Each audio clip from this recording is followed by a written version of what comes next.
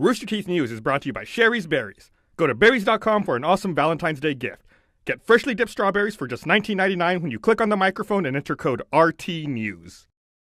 Welcome to the new week. I'm Ashley Jenkins, and Microsoft has been busy this morning with the announcement that they've acquired the rights for the Gears of War franchise from previous owner Epic Games. The acquisition covers the rights to all existing and future games, entertainment experiences, and merchandise, and the games will continue to be developed using Epic's Unreal Engine.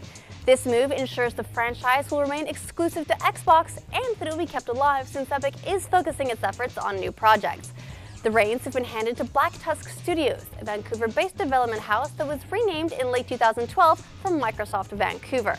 As part of the agreement, Rod Ferguson has signed on with Microsoft in a leadership role for the franchise.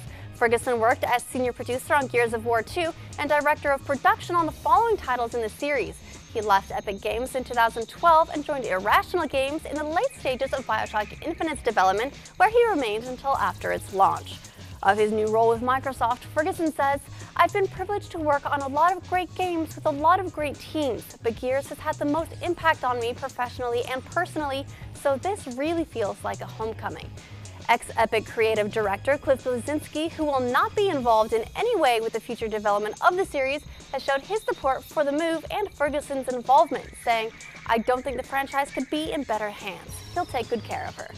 Black Tusk Studios has also been tasked with creating a new franchise to rival the popular Halo series, but no details on that project have been revealed. A new Halo-related rumor has popped up, though, this time surrounding the directorial role for the Halo TV series Microsoft announced at the Xbox One reveal last May. According to the rumor, which has not been confirmed by Microsoft, Neil Blomkamp is tipped to take a seat in the director's chair to develop a series pilot alongside Steven Spielberg, who will produce. Blomkamp was previously on board to direct the Halo movie, a project that fell apart over arguments about financial terms and budgets. He went on to direct the hit District 9 and followed that success with last year's Elysium. But prior to his big hits, he made a name for himself directing a live-action short series, Halo Landfall, to promote Halo 3. In 2009, Blomkamp, still bitter over the Halo movie falling apart, seemed unlikely to return to the project even if it were resurrected. "I worked on it for 5 months. I put a lot of sweat and blood into Halo. But when you work that long on something and you have it bottom out and collapse, I love the world of Halo. I don't think I would go back there," he said. However, last year he clarified that his biggest issue was with control and the different interpretations different stakeholders demanded when working on known properties, and he reaffirmed his enthusiasm for the Halo universe.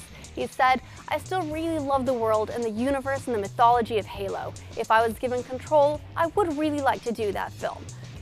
This is not, but with the series being developed entirely by Microsoft rather than through a studio partnership, the issue of control is greatly improved. Finally, today Square Enix has launched the pilot for its curated crowdfunding platform Collective. Collective works a bit differently than most crowdfunding platforms in that the game pitches go through a support gathering phase before they actually begin taking donations. Those that successfully gain the backing of the community will be crowdfunded via Indiegogo, supported by Square Enix to ensure that the developers pitching their games can deliver on the vision they're selling. The 3 game pitches kicking off the support gathering phase of the pilot are Game of Glens by Crackdown developer Ruffian Games, World War Machine from Turk Games, and Moon Hunters from Kit Fox Games.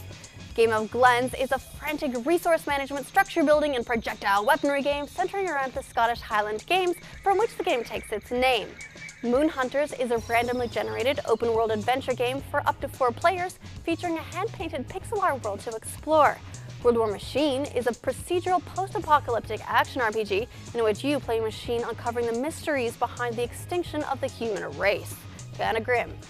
The games have 28 days to take feedback from gamers and garner support before moving on to the funding phase. And that is the big news for today. What do you think of Gears of War moving from Epic to Black Tusk? Are you excited for new entries in this series or worried that it just won't be the same?